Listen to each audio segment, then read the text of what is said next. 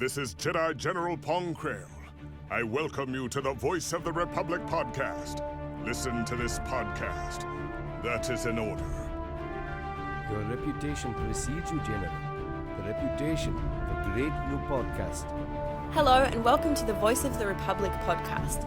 This is Bonnie Peace, Baru from Star Wars. Time to see who's smart enough to join the hunt for the Voice of the Republic podcast. So, I hear we're going to be taking out separatists on the Voice of the Republic podcast.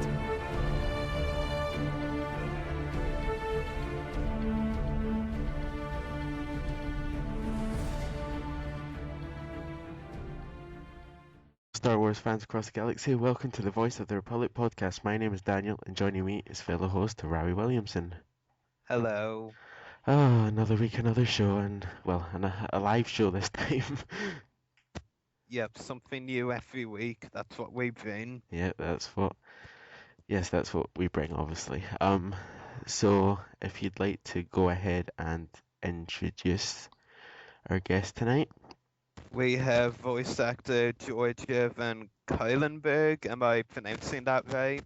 That was really good. That's better than I think anyone on any podcast / show / phone interview has ever done. That's exactly right. Hi. Thanks. Trust Good you, to know Rowie, I to got do that. that. Well, I have pronounced some names wrong on the podcast before, so that's actually good for me. Well, congratulations. Mine is not an easy one. So if you can get mine right, you should be looking good from now on. Yeah, thanks. So yeah, we have Georgia Van Cuylenburg. I said that right second time, I think. Just keep saying it. Just keep saying it over and over again and make you feel good. Yeah, and she voiced the character Raina Temple in the Star Wars The Old Republic video game. So how are you doing, Georgia? I'm doing great, thank you. It's a lovely Friday afternoon here in Los Angeles. So it's all good. And it's a dark, murky, bad evening in England and the UK. Yes, it is. Sorry. I'm sorry. It's fine. We'll forgive you this time. Yeah, it's my fault, by the way. Total. Yeah. So Daniel, take it away. Okay, so hi there. Hi. I've got a couple of questions for you. So my first one is, how was your experience participating in the Old Republic game? Oh, I loved it.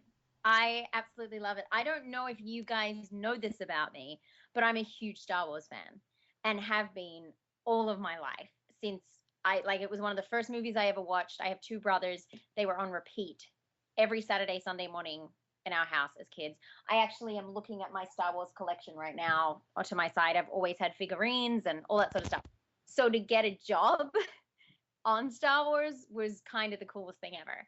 So just beginning with that, it was an awesome experience. As far as the actual experience of being on it, it was wonderful and fantastic. The producer that works with us, Will Beckman, was just the sweetest, loveliest guy, and he comes from San Francisco, where my baseball team is from. So we had a lot to talk about.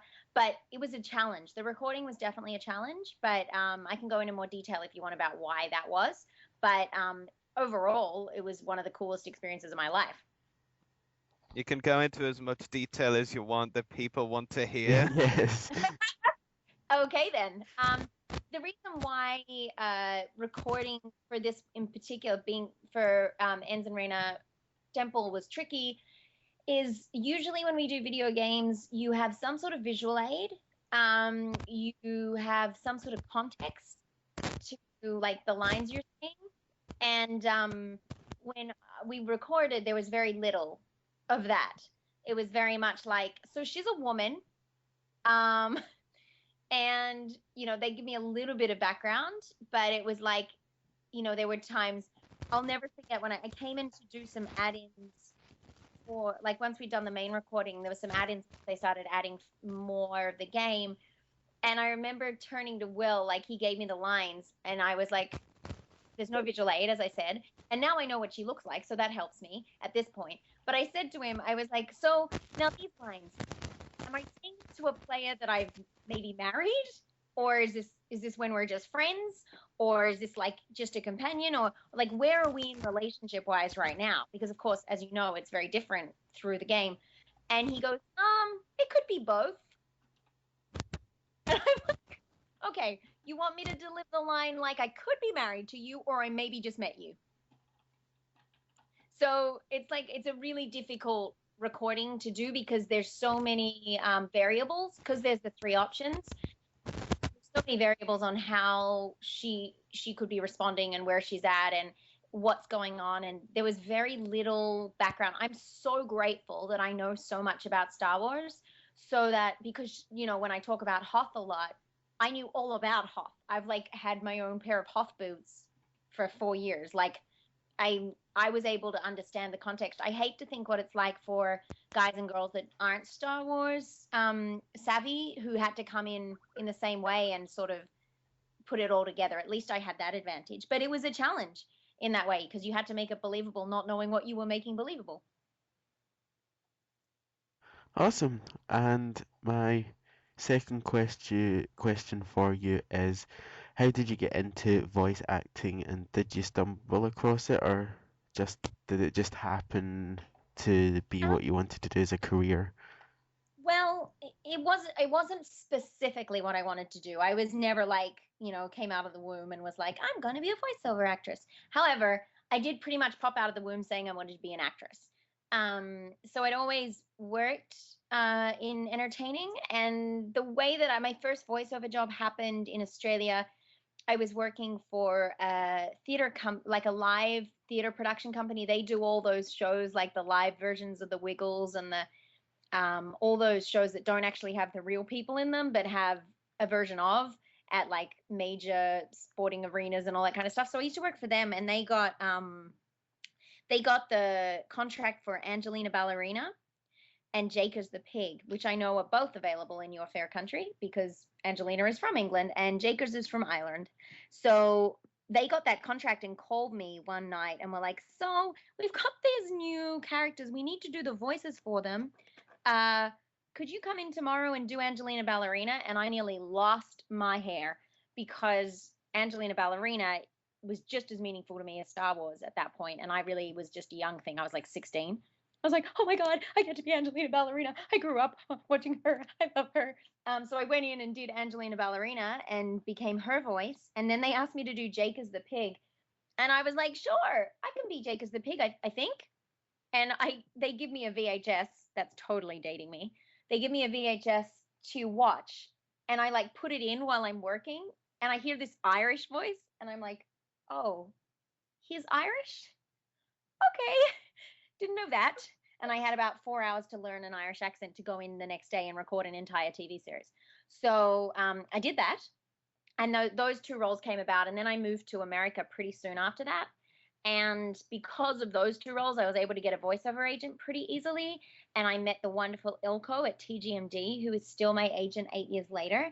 And I love them. And they signed me because of the jobs I had, and they tested me out. And then I just started auditioning and got the odd job here and there for a while. And just, once in a while I would get a small job Finding Nemo or things for like the news stations and all that kind of stuff. And then Final Fantasy came along. And that was just by, like, I was walking out one day because you record your voiceover auditions predominantly at your agency. You don't actually go to a casting office, which is very different to on-camera auditions where you always go somewhere. But voiceovers are predominantly recorded either at home in your home setup or at your agency. And I was leaving the agency one day, and Ilko was like, whoa, don't go anywhere. Check this out. And I read for Vinyl and got it and did that. And then a few more little things came along. And then I got to audition for Star Wars. Like, he was like, Georgia, I don't want to get you excited, because he and I are both huge Star Wars fans, and he knew how insanely excited I would be. He was like, I don't even know whether I should tell you what this is for, but I'm going to anyway. And he told me, and I was like, oh, Ilko, please let me have this. And I auditioned for her, not knowing names of characters or anything, did the audition. Also did a lot of auditions, funnily enough, for like the Huttese characters and like a lot of gibberish. I remember I was sitting at Dodger Stadium at a baseball game preparing for the audition the next day. And I'm like with the head of security there. He's sitting next to me, and I'm like trying to speak Huttese, and he was just losing it. He thought it was the funniest thing ever. But I didn't hear for months and months and months and months, which is quite common for animation and video games. And then I was just about to leave to Australia, and my agent calls me and he's like, so good news and bad news. Good news is you got Star Wars. Bad news is they want to record next week. And I was like, no, I can't. I have to do it. So we worked it out that I'd record it as soon as I got back. That was a really long answer to your question. I hope that's okay. We enjoyed the answer. Oh, good. So glad. So thank you for answering my questions, and I'm going to hand you over to Rara now. Absolutely. My first question for you is, how did you first get involved with the Star Wars: The Old Republic video game? Okay. Well, I guess, I mean, I sort of did answer it in that it came about through an audition through my agent. I think they were auditioning quite a few characters. Like, I probably, it's the same with like all of these video game franchises. Even if they don't tell you what franchise it is and it's all confidential, you end up auditioning for so many characters. So I probably auditioned for more than just her. But it was a huge gap between the audition and the actual booking. I would say it was probably about 7 months. Like, I'd basically forgotten I ever auditioned for her. I think I tried to blank it out of my head because the way they described her was so perfect. It's kind of the same when I got my Vanille breakdown for Final Fantasy. They were like, she needs to be a peppy, bubbly Australian with a hint of something else, and she needs to live in sunshine. I was like, that's me.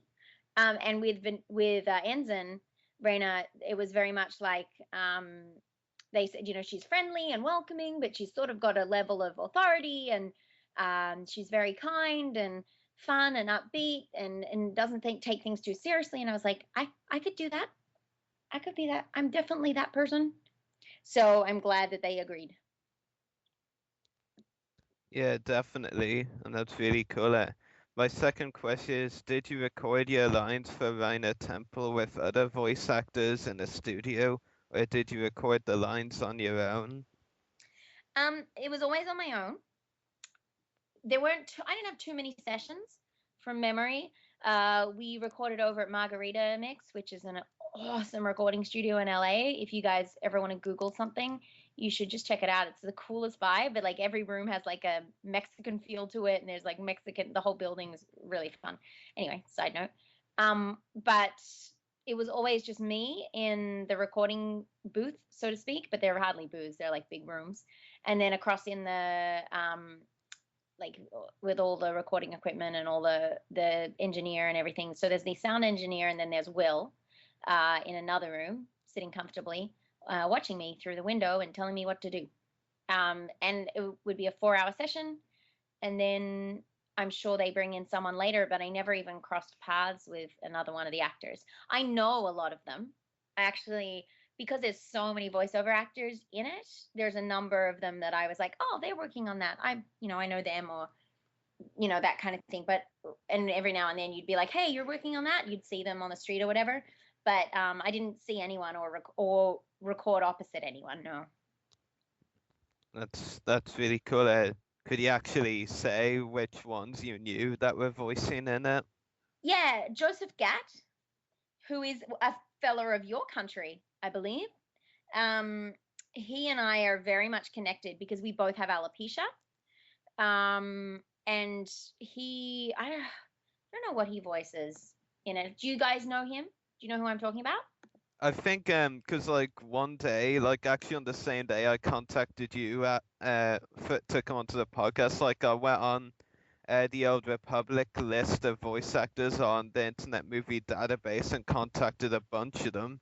And yeah, I'm fairly sure that one you mentioned was one of those I contacted, but like it's basically skimming through them all. I didn't really focus on who they played. Oh, that's Yeah. funny. Yeah. Well, yeah, I mean, I don't know if he does.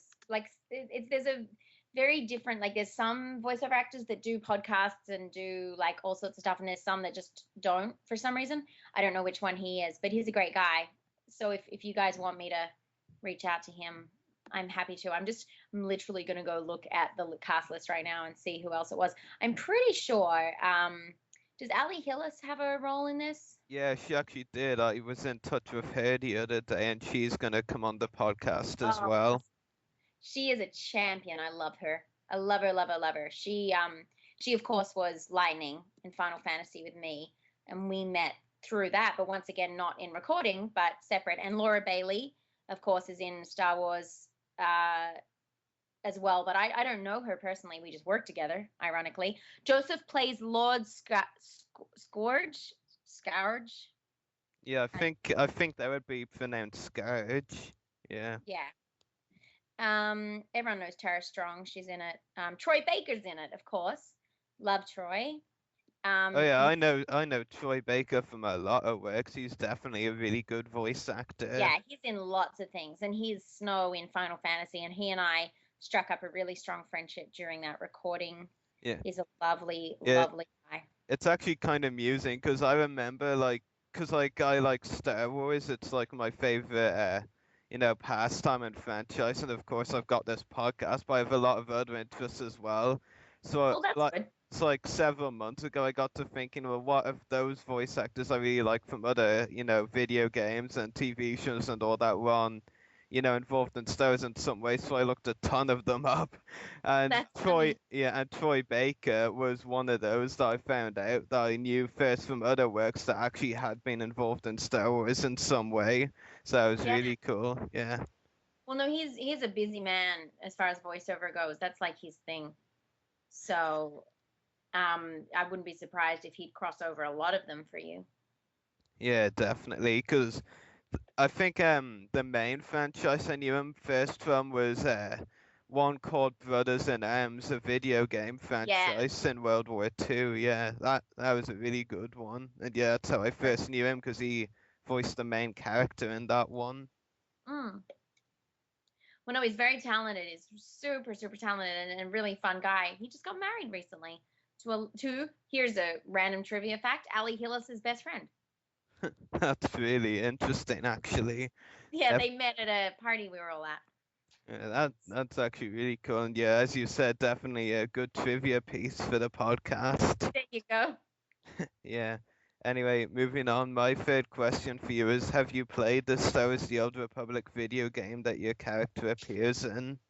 I have sat with someone playing it and like walked, they were playing it. It was my agent was playing it, and so I sat with him for ages to watch and sort of like play around with my character kind of thing. And I've watched so many playthroughs because truth is, I have an addictive personality and I have a crazy work schedule. So I have to be super careful. If I pick up something like a video game, I will do it until it is done, and I will not get any work done. So I have to be very careful about, like, to the point where I did have a video console for a while and I gave it to a friend. I was like, don't let me take this back until I'm so rich and famous that I'm allowed to do this. Because otherwise I don't work so well. So I constantly have, like, I watch other people play. Same with Final Fantasy. I will, if I'm at someone's house and they're playing or they have it, I'll check it out. And I've watched lots of the playthroughs on YouTube, but I have to admit that I have not put it in my hand and played myself. Yeah, and I definitely know the feeling, about, not being able to play video games because of work. Because, like, around when I went back to school, like, for my second year, but last year before my exams, which was, like, August last year, late August, I was just, like, constantly working from August to December and play no video games in that time. So when my Christmas exams were over in December, I was just like, right, video games. Yeah, let's get back to it. Yeah, because I could actually do it then. Yeah. Yeah. And there's another trivia piece. Rory does not play video games during work time either. Yes. Yeah. Can't do it. Yeah. We'll get in trouble. Yeah. So anyway, my last question for you is, which of your roles in the acting or voice acting business has been your favorite so far? Well, that's a tough one. That's such a tough one because of the different reasons. It would be a three-way tie between Angelina Ballerina, Vanille, and Ensign Raina Temple for three very different reasons.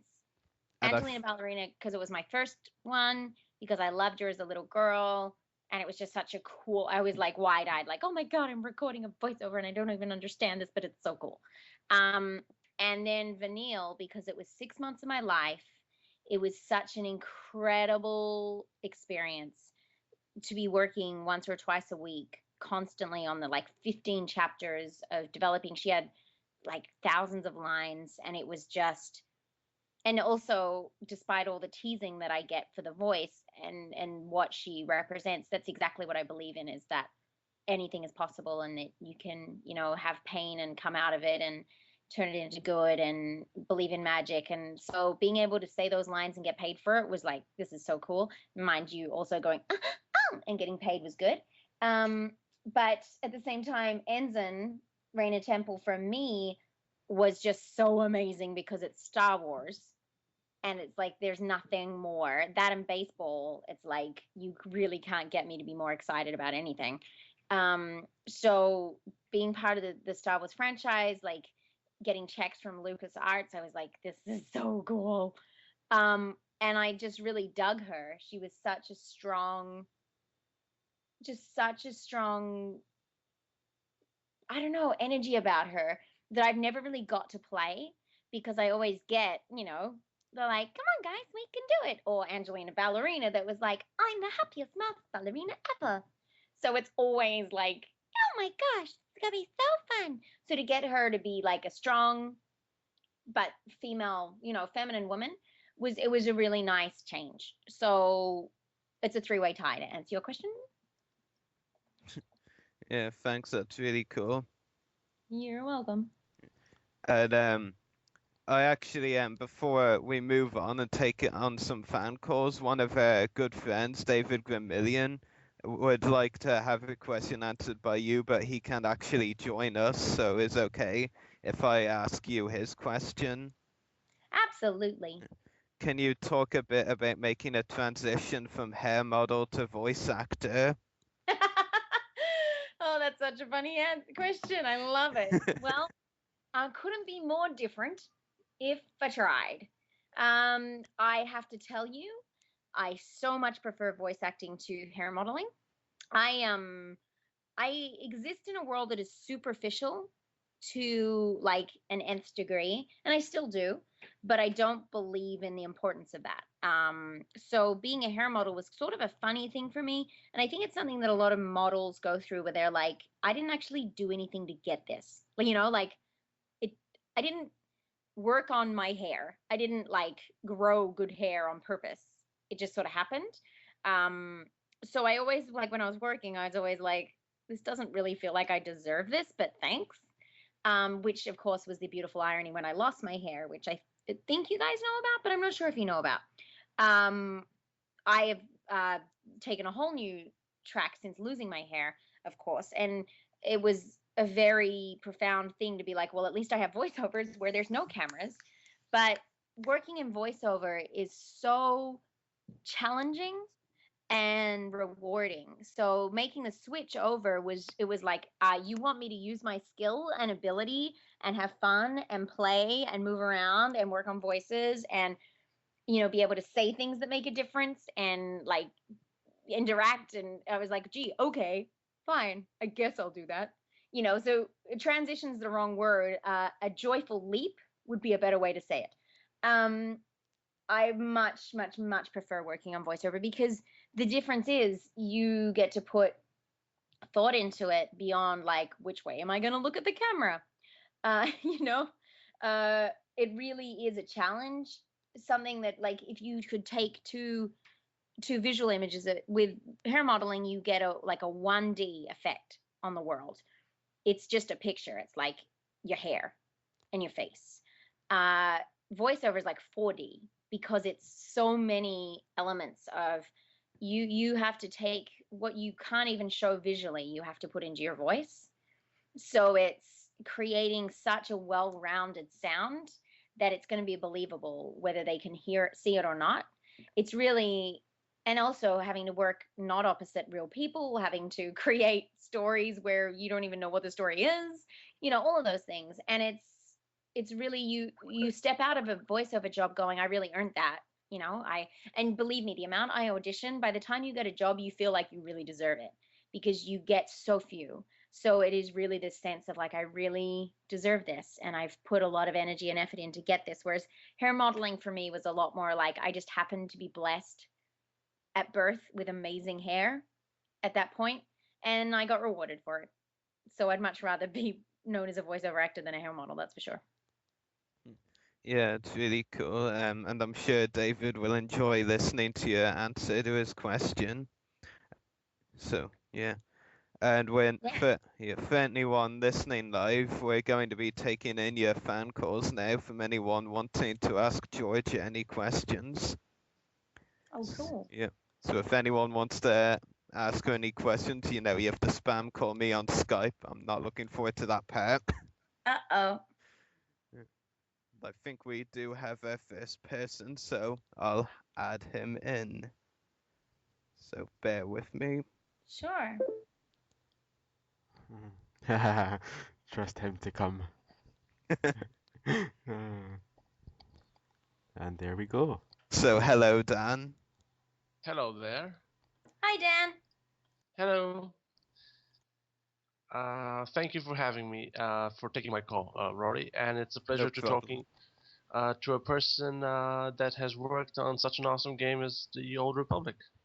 Oh, cool. Well, I am honored to be talking to someone that I'm assuming has played it.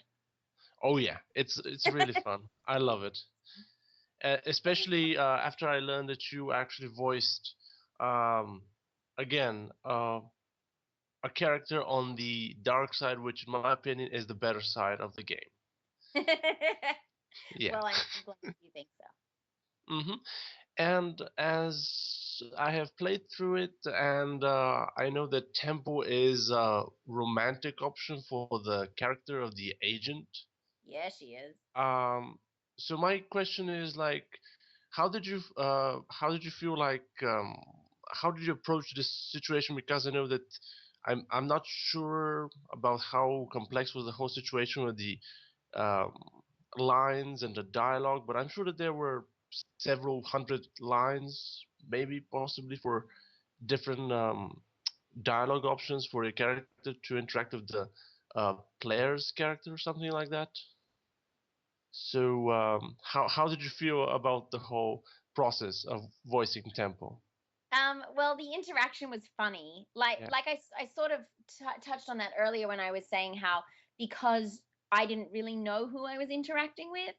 Like, I think it even came about that, like, I'd been reading all the lines, we'd been doing all the stuff, like the initial stuff when she meets everybody and she becomes part of the team and blah, blah, blah, blah. And then all of a sudden I was like reading these lines and I turned to Will, I'm like, am I flirting with this guy? And he was like, yeah, you're flirting. I was like, do we get it on? And he was like, you could. It's a puzzle. I was like, oh my God, this game became way cooler all of a sudden. Like, I just wasn't, I didn't know that was going to happen. So all of a sudden I was like, oh, this is very different. And it was very funny because I then have to build this relationship with someone. I don't know what he looks like. I don't know who this person is going to be. I don't know what they're going to sound like. It was like, cool. Okay, I'll just create a fantasy relationship here in this big glass box by myself. Like, it's very funny, but I will share with you guys something I've been dying to share with Star Wars fans ever since the moment happened. You know when you have those moments where you're like, I'm hilarious, and no one else really agrees? Yeah. I had one of those, which was when we were recording, which I just thought was the funniest thing ever. It's a bit rude, so am I allowed to be a little bit rude? Yes. Okay, good. Just checking. I don't want to be like, I'll say it and you guys are like, oh, how could you say such a thing? Basically, there's a line in the when it's starting to get a little bit personal. Well, a lot personal. He says he loves her, and I thought it was the funniest thing. Like, I read this line and I was like, I looked up at Will, and I was like, I'm going to say this not how I think he means it to be said. And I said, she's meant to say, I love you. He says, I love you, Ensign. And she says, I love you too, no matter what comes. And no matter what comes, I will. And I was like, okay. And I went, I love you too. And no matter what comes, I will. And I thought it was hilarious. And Yeah, Will, I get it too. I was like, that's the greatest guarantee a woman can give a man. Like, Yeah. no matter what Yeah. comes, I will. And Will was like, Georgia, and I was like, I think that's you should keep it that way.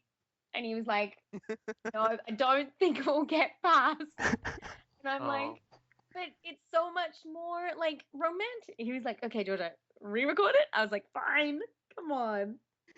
I just thought it was the vibe. It was like it was one of those I'm hilarious moments where I was like, I think this is funnier than anyone else is ever gonna think it is. But yes. So to answer your question, those kind of it's like one little inflection can make a whole difference. indeed.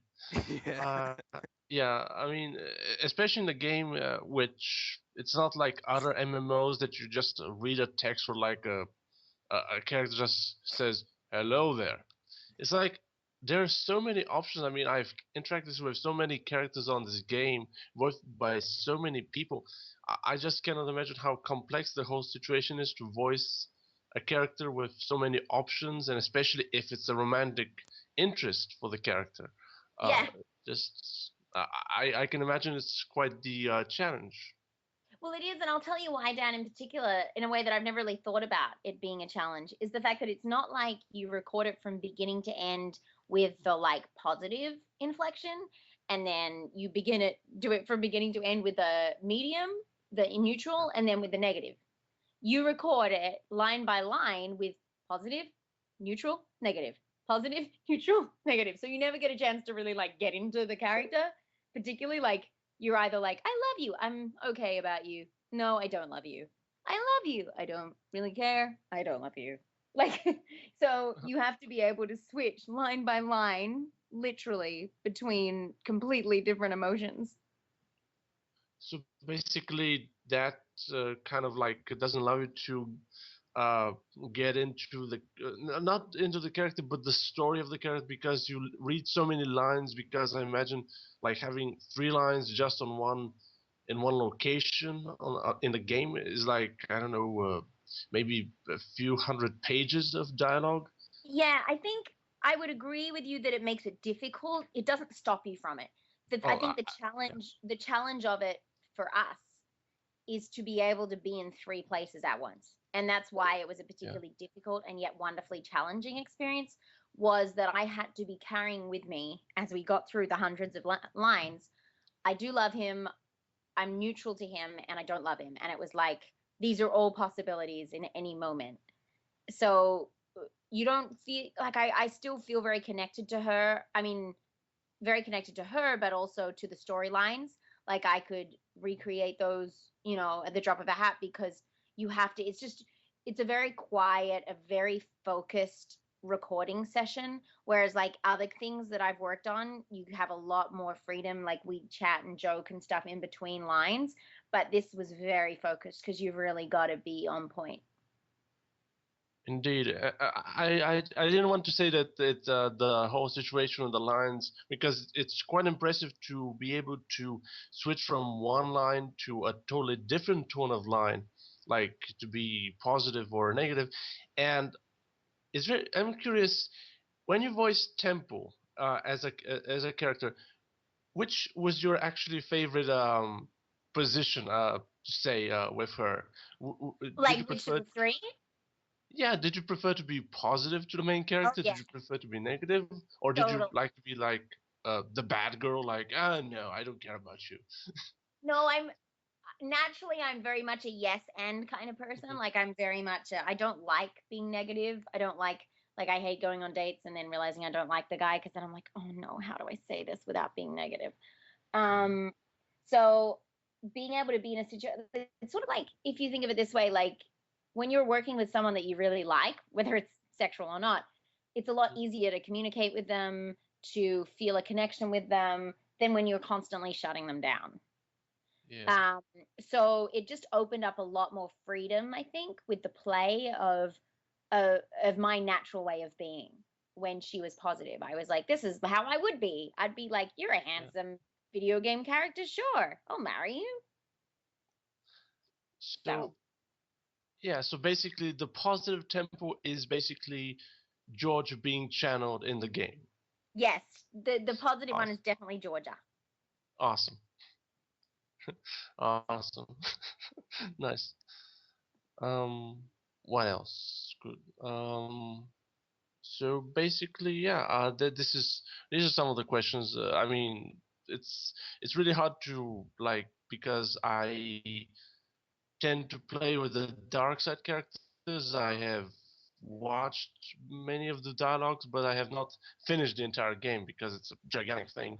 Yes. Yeah. So, but I would love to go back and replay the agent missions, and maybe pay extreme like attention to the moments with tempo, and just like maybe follow the positive and see what Georgia would actually do. Cool. You can be like, this would be Georgia. This is Yeah. what Georgia would do. It's like they Enzyme say, Georgia tempo. you just ask, what would Georgia do? Yeah. So Indeed. funny. Indeed. So So Dan, Rory. yeah. Yeah. So Dan, is that all your questions? Yeah. I think these are for now. I mean, yeah. I think these are. It was a real pleasure to be talking to you, Georgia. It's really awesome to always meet people that have worked behind the scenes because before the game came out, they just showcased how big and gigantic the whole process was. Like hundreds of people from around the world lending their voice talent, and it's just I manage this huge organization. It's always fun to see each and every cog, so to speak, in this wonderful result. Oh, what a beautiful thing to say. Hmm. Yeah, there's something that I have to say, Dan, when you get into this business, you become very appreciative of how each person's job is so important. And it's just a pleasure to be one of those little parts in such a big project. Indeed, and sometimes, as I have said it before, and I have talked to Rory especially, Star Wars is a fandom that even the character that I mean, this is a companion character which has more lines than a regular character, but in Star Wars, even the character that has one line can get a fandom, like for instance Boba Fett, for instance, from the original Yes, trilogy. he's my favorite. I love Boba Indeed, I Fett mean, so much. I would marry him if he lives here. I've got so my gorilla that I've had since I was 10 years old is called Boba. I have so many Boba Fett things. Anybody like that knows, I have a Boba Fett M&M dispenser I'm looking at right now. I think we Awesome. found the Boba Fett fangirl of this world. Yeah, baby. Nice. Absolutely. Yeah. But sorry, Awesome. you were saying, I totally interrupted. You said No, what no, you said. I completely understand, but this is what I mean. That every character, I mean, I even, for instance, my favorite character is a character that has actually never had a speaking line in the movies, Oh, really? and yeah, I mean, he's a squid-like alien, uh, and I'm a huge fan, basically, of what he has done. So basically, even if a character is one of many, there's 100% chance that there's even possibly a fan following of that character. That's what Yeah. Star Wars fandom is like. Well, this is what, like, I had Yeah. no idea. Here's another random trivia fact for you guys. One of my favorite people, best friend, well, she's not best friend because we've not spent a lot of time together, but I consider her to be a sister. When we're around each other, we're just like inseparable. Absolutely adore her. When I met her, she told me that she played this role in Star Wars, and I was like, huh? Believe me, I know Star Wars. I know you. I was like, huh? And the problem was that I am not a big fan of the new movies. Sorry. I No. I don't love them the way. I mean, I still will always love them because they're Star Wars, but I don't know them backwards and forwards the way I know. Like, you could show me any character in the original three, and I'd be like, that's a little, I'd be like, that was played, but the new ones, I'm like, I didn't really pay much attention because I was getting annoyed by the amount of CGI graphics. But she was Aunt Beru in Oh, Bonnie yeah, Pease. Bonnie. And Yeah. Bonnie and I are We've interviewed her. Yeah. she the loveliest thing ever. Yeah, she's so nice. Yeah. She's the sweetest thing. And she and I are so close now. But when I first met her, and she's like, I go over and do all these conventions, and she basically supported herself from that role. And I was like, but you probably worked like 3 days. And she's like, yeah, I did. It was, but it had kept her going because of the fan base. I was like, that's insane. Like, what awesome fans. And Final Fantasy fans are the same way, and World of Warcraft fans are the same way. Like, I have a tiny role in one of the World of Warcrafts, and I still get people write to me about it all the time. Indeed, that's what that's why fandom is awesome, in my opinion. That's what good fandom is. Oh yeah. There's the other side of it, but I really have to say, as a kudos to you guys, but to everyone else out there listening, until I got into video game voicing, I had no idea how incredible video game fans are. And I do believe, honestly, that a lot of people cast negative aspersions on video game players because they're reclusive and they play video, like all this sort of stuff. But I gotta tell you, they are the nicest, most thoughtful, kind, interested, excited, enthusiastic, fun bunch of people. Yeah, I know what you mean. Cause like in this world, in the civilization, people will get hate no matter what. You get people who play a lot of video games, like more so than your regular person, they'll get hate. You got people who are collectors like me and Daniel here, we'll get a bunch of hate for that, just everyone's gonna hate on someone who's not of their own kind, basically. It's quite, ridiculous. They really do like to do that. The most. But then again, there are the one or two fans that almost ruin it for all of you, who send the most horrific things, and you're just like, huh? I think I know who comes. Oh, those kind of fans who come to mind. Oh my god! Like, it's kind of that thing of like, just because they have a computer screen between them and me, they think it's safe to say whatever they want. Thank you. And if it wasn't for the fact that I was holding my microphone, I would definitely clap that statement. It's just incredible. I'm like, and see, that's when I want to get angry and be like, gee, maybe you should go outside once every 3 years. Yes, more clapping needed. It's just horrible for me to like fight back, but I'm like, no, I don't want to die in a fire. You die in a fire. Yeah. Some overreactive fans can be really especially, for instance, when somebody doesn't like a character that somebody has done, there's no need to take out the hate on the person who voiced him, because the person who voiced him did not create a character, even if the person hates him. The person who voiced him did the best job they did. I mean, I sometimes don't get why people just you guys like with Jar Jar. You guys probably don't know about the backlash that I got for Vanille, but there is so much negative about Vanille. Like, she's on all the videos for like most annoying video game character. There was so much out there when she first came out, and especially because it takes 50 hours to play through the game, and in the first half of the game, she's extremely annoying on purpose. She's meant to be, because she's deflecting all the stuff that she's hiding. So she's meant to be super peppy and everything's really great. And they're like, I can't stand her. She's the worst character ever, blah, blah, blah, blah. Yeah. And I was like reading this and I'm like, oh my gosh, I hate myself. Like, this is horrible. And it continued and it's continued. And I get the like, you've ruined video gaming for me. I hope you die in a fire. You make my ears bleed. Like, all that kind of stuff. I get it all the time. But what's like fascinating about it is the fact that I didn't choose her. I didn't make her.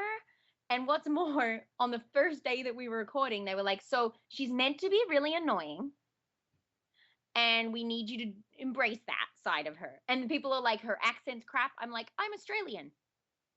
And like, they're always saying Fang's is better, and Fang's American. So it's like, I was the one speaking, and they were like, she goes in and out of it. I'm like, that was what I was told to do. And they're like, and she sounds older and then younger. I'm like, that's the two different time periods. Like, I'm narrating it 20 years later. Yeah. So it's like, sometimes I want to go mental on these boards and like sign in as someone else and be like, just in case you were wondering, she has feelings. Yeah, that actually reminds me of a character, that myself and Daniel and Dan, all of us here, are really like big fans with, and a character we've like embraced and liked for, I'd say up to 5 years now, and a TV show it's a favorite, and that character is Jedi Padawan Ahsoka Tano. Oh yeah.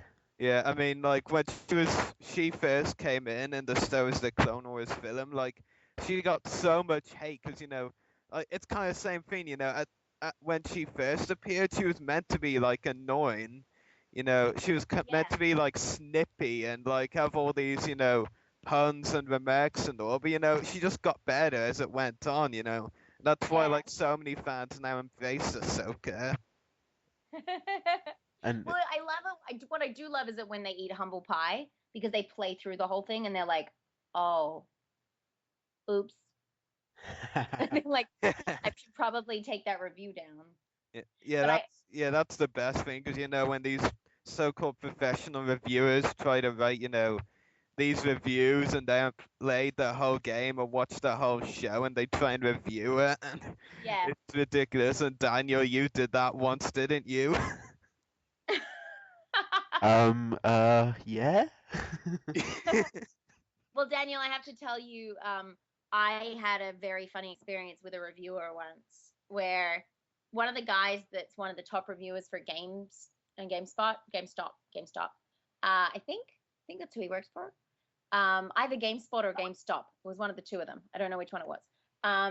But he had written this scathing review about how vanilla on the first day that it came out. So I know he hadn't played all the whole way through to know about how annoying my character was. And then about 2 months later, I'm at the E3 conference in LA, and someone's like, "We need you to get on the GameStop stage to talk to someone, blah, blah, blah, blah." So I go and sit up on the stage, and I start looking at him, and I'm like, you look really familiar. And I realized he was looking at me like, please don't realize who I am. Please don't realize who I am. And it hit me halfway through. And I just kept on being nice and just kept on being nice. And I talked about the negative press and however, and I was just being so like sugary sweet.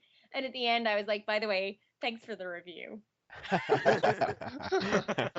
Like a boss.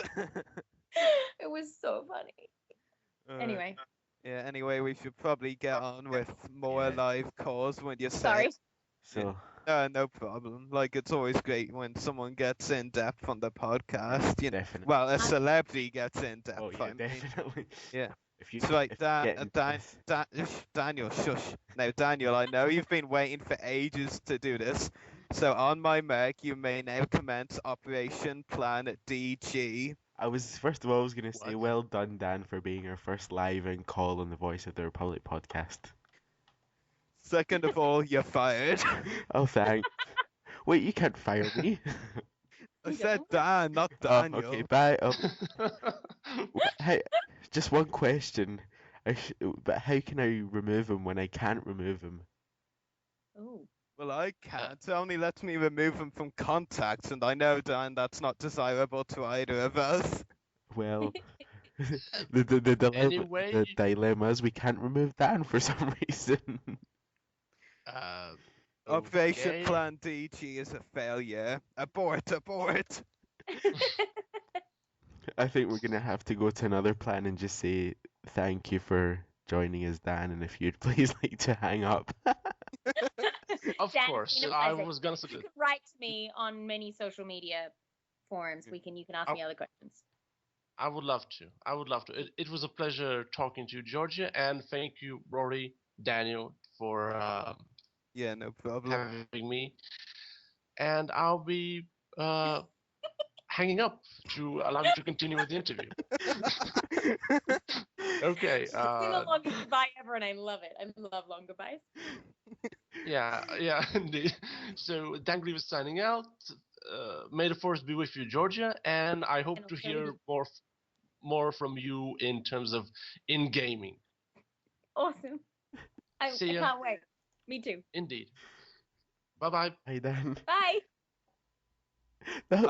I hate plans that fail. Oh, wait. Hold on. Oh. This is who I think it is, right? No, this isn't who I'm talking about. This has been added by. This is somebody different. Uh, Oh, I know who this is. Yes, I didn't give the go. Oh, come on. It's fine. Just let him. We'll get. Welcome, Gareth. He hasn't answered. He has. Yes, I have. No, that. Oh, I thought Okay. that was someone else. Sorry, Gareth. Manchester United. I like it. Oh no. Yay. Oh, you gotta love my club. You gotta love my club. But let's just leave this topic. This is Star Wars, not Premier League. So, Oh, yes. do you have You'll be any, here once on Monday. I will guarantee that. do you have any questions for Georgia? Oh, for the agent. Agent, I see you enjoying your vacation. Watcher will not be pleased. If you would wanted to work with anybody from, say, like the Clone Wars series or any other Star Wars video games, who would you like to work with? Oh goodness. Well, truthfully, I would like to be in the new movies. That's what I That would. makes two of Trilogy or the standalone films? Sorry, what was that? Would that be the new trilogy or the standalone films? Oh gosh. Any of them? All of them? Anything that has Luke, well, now Disney. Anything that has Star Wars involved in it? Yes. I honestly, truthfully, anything that's to do with Star Wars, I want to be part of. Always. Well, I who had would to you work. when it comes to like voice acting from either video games or the past Oh, series? sorry. Who would you like to work with? I would like to, let me think. That's such a good question. I would really like to work. Are you asking only video games or are you asking It could be cartoons? both. It doesn't matter. Okay, well that's easy. First and foremost, Seth MacFarlane. I so want to work with him on something because Oh, he and damn I you, should get married Steve. and have lots of funny Shut- babies. Yeah. But besides that, I also think it would be fun to work with him because he's an extremely good voiceover guy. So good at what he does. So I would have to say that Seth MacFarlane's world and the Robot Chicken world, I would love to get into. I would absolutely love to do some stuff with Robot Chicken. You know, anything sci-fi related, but I also I have a very much. I only want to work on projects that have a positive message, which is going to be hard to find with Seth MacFarlane, by the way. That isn't like derogatory to some major political, social, religious group. Yes, So we're looking at you, Family Guy. I'm like, as I said that, I'm like, no, I'm probably never going to work with Seth MacFarlane, or Robot Chicken for that matter. But as far as, gosh, it's so hard to say. I get excited working on anything that is like now that I've done Final Fantasy and Star Wars, I've seen what those franchises are like. Any of the other franchises, like even like Call of Duty, which is like so not my world, but it would be amazing to be part of it, you know, and it would be amazing to be part of a franchise like Halo or amazing part of like any of these like worlds basically that have made themselves institutions, you know what I mean? Mhm. Separate of any of that. And then just for fun, I would like to do a voice on one of those dance games. I'd love to be like, let's do it, y'all. If I ever wanted to get into voice acting, I would love to work alongside James Arnold Taylor, Sam Witwer, Clancy Brown. I Oh, mean, yeah? you know, you know them as Savage Opress, Darth Maul, and Obi-Wan Kenobi, respectively. And I love voice acting. I really wish I could get into voice acting, but if you hear how I sound like crap. Well, no, you sound very Jamaican, is what you I'm sound. not Jamaican. That's You're actually not? that's actually so funny because myself and Danya were just discussing that, and I'm like, no, he doesn't sound like Kit Fisto. No. No, I'm further south from Jamaica. I'm like right next to Venezuela, a nice little twin island country of Trinidad and Tobago. You're a Trini? Yes. You don't sound like my Trini friends at all. You sound like I spent 30 minutes last night on the phone with a Jamaican, and it sounds like I'm talking to him again. And I'm usually really good at accents. I promise. I wouldn't have even gone as far as just said Jamaican unless I was pretty sure. I have Trini friends that don't sound anything like you. Maybe they're wrong. Believe me, I get that a lot. I really do. You sound less Jamaican now. It's like you're trying to be Trinidadian now. No, I really don't try to be Trini. I try to be like somebody else just to throw them off. You know what I mean? Well, Um, I like it. I like it. But I'm very much, you should know, I'm very much into the cricketing world. I play cricket here, and so I play with a lot of islanders. So I get to hear a lot of it. So that was confusing. footy. Yeah, you can tell by my logo, big time. I never really got into like foot crickets because I can't stand 50 overs. Just give me two halves, 90 minutes, and I'm glad. Nice. Just don't give me the penalty kick shootout that give a person a heart attack. Yeah, Guys. I'm not good for that either. Anyway, back to the Star Wars world. Sorry. Sorry, guys. Well, considering that it's related to Star Wars, would you ever, if you ever wanted to go and play the Old Republic, would you ever think about playing Hutball? Um, playing what? Playing her. What did you say? Hutball.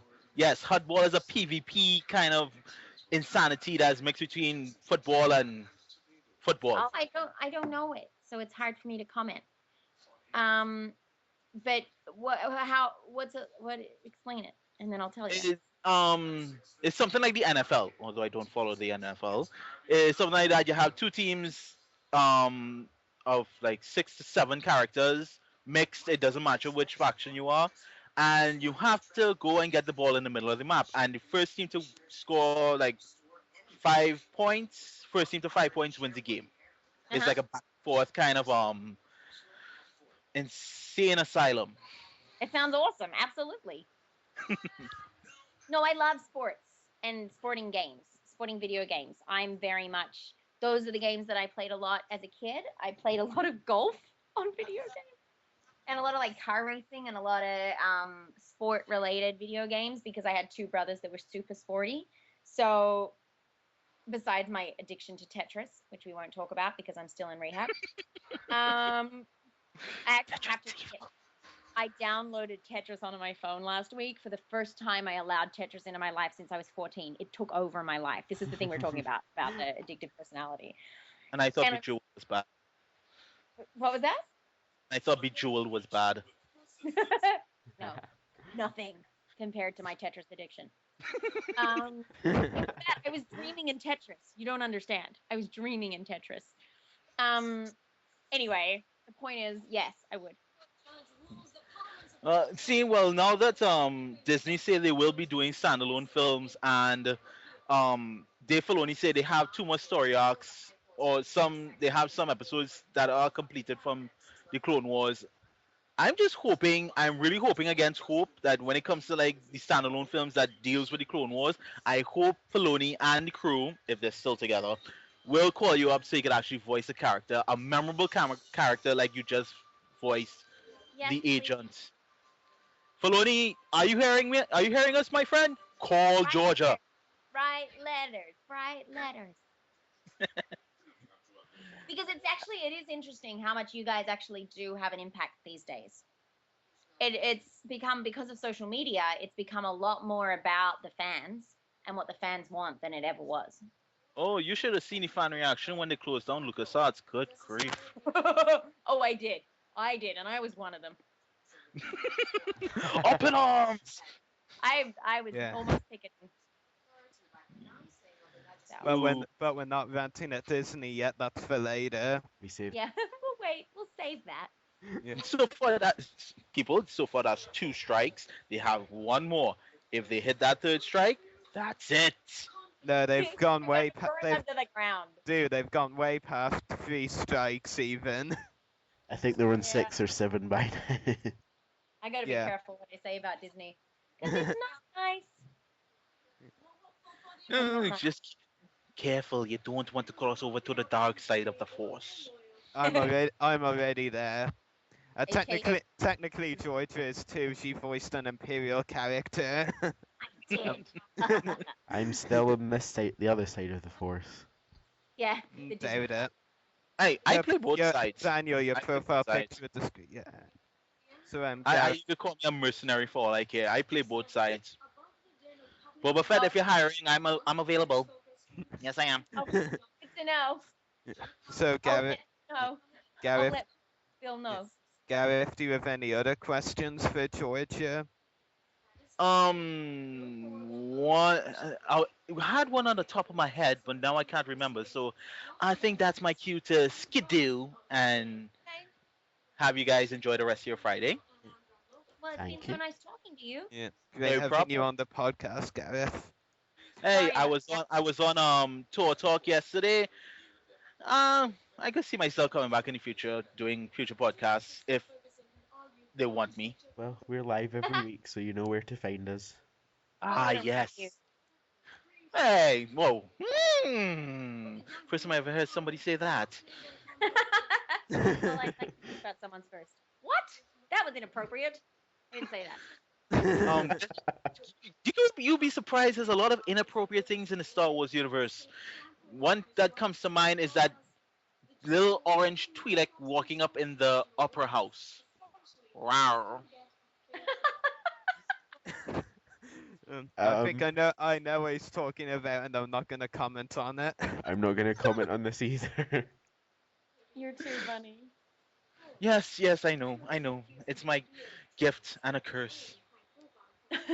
I think I she know was. how to do it. I think she was talking to all of us, buddy.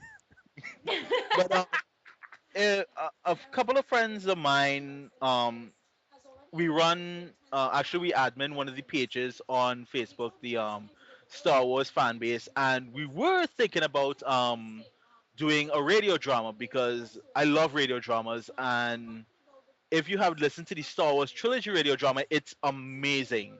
I was quite disappointed it didn't do one for the prequel trilogy, but that's another story on itself. And we were discussing about like trying to create one, but we don't know which universe or which era to tackle. And they asked me if I wanted to be part of it. I was like, oh, hell yeah! Um, but the problem is, I don't know if I wanted to actually voice a hero or villain, but seeing that I have something with a mean streak, I always wanted to voice a villain, a evil, a death and destruction. Hmm. What You get what's it your out opinion? there than in Oh. real life. So. Me, Lord Vader. Oh yeah, well. This bickering is pointless. Now Lord Vader will find us the plans. Nah. I love the accent. Yes. I totally that's funny. If we ever decide to get around to doing it, if you're ever still on my Skype, I would love to bring you into it so you could actually be a part of like more of the Star Wars universe instead of just being one lonely little agent. Oh, ouch. Well, yes, of course. You can always talk to my people. No, of course, I'll do it. Yeah, my people will call your people. Oh wait, I Exactly. have no No, people. it's- God damn it! Oops. I was going to say we could be your people, but But You we're should our always own be. people. yes, that's what I was thinking. Yes, my agents, my agents from the Voice of the Republic will contact your agents. I like it. See, perfect. I work alone. Well, technically you work with me. I So- work alone. I have to keep repeating myself. I work alone. I'm the one repeating myself. Before I slap the hell out of you. Should I leave you guys alone? No, I think that's my cue to leave. So may the force be with you all and enjoy your Friday night. Lovely to Good talk having to you on. too. Later. And goodbye. So now we can turn to our little eavesdropper for a bit. So how are you, Merton? I'm fine, thanks for asking. It's great to be here on the show. So do you have any questions for Georgia? Oh, yeah. Hi, Georgia. It's He's really like, oh, nice to. All right. Very nice to talk Yeah. to you today. By the way, Georgia, just before he does ask you just before he does ask you his questions, he literally begged me to be on this episode. Oh, Yes, I hope that's for me, not for any other reason. yes, it's totally just for you, no one else. He loves our podcast that much, but we don't let him on. That's the problem. No, we let him on a month or so ago. Damn it. Anyway, Merton, ask away. We won't, stop you any longer. I love it. So Georgia, I just want to start out with if you were like given the chance, would you return to voice like any role for the Star Wars: The Old Republic game in the future? Absolutely. Within a That's heartbeat. great. Like, Will Beckman would be writing the email and will not have sent it to me before I respond yes. That's awesome. A lot of you guys who voice acted for the game are really, really talented. So, if any of you guys came back for like future content that they were going to add to the game, that'd be awesome. Well, I certainly hope that we get to.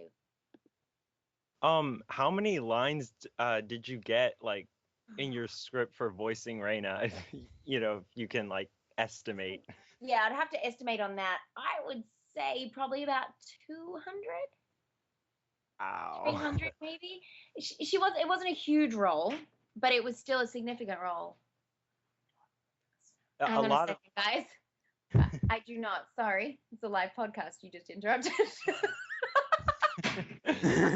This podcast has been full of interruptions, people. We do apologize for any delay.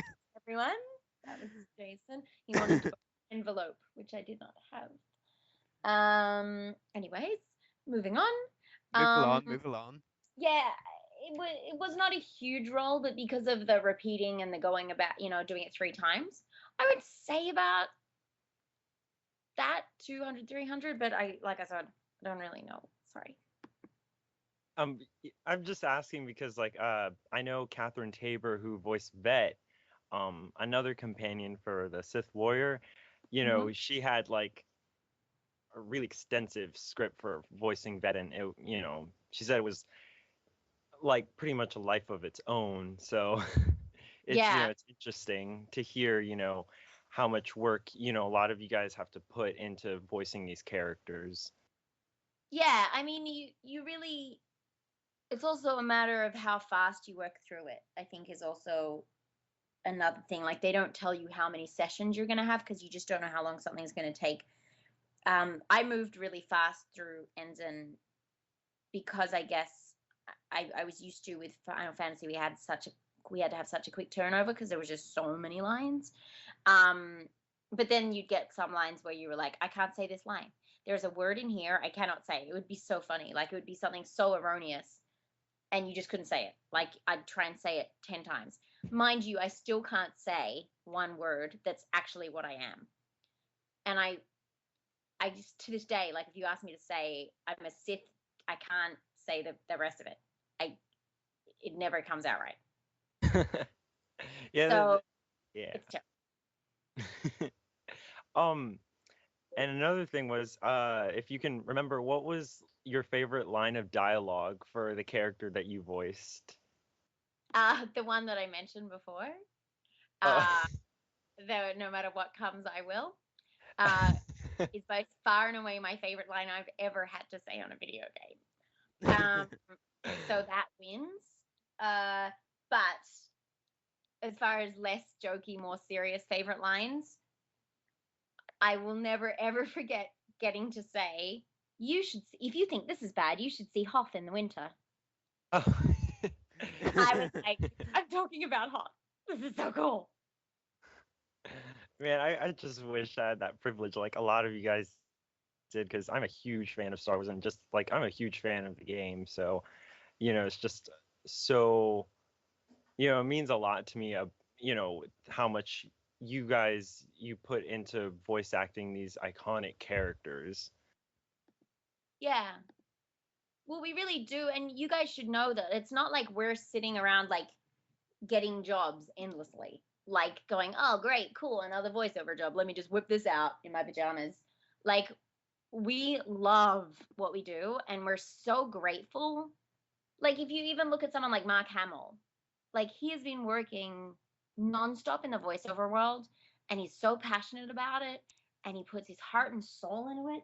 It's like, it's such a special industry that if you get one actor to talk about their role, like, it's not like you get an account and being like, yeah, I filed some tax return for some guy.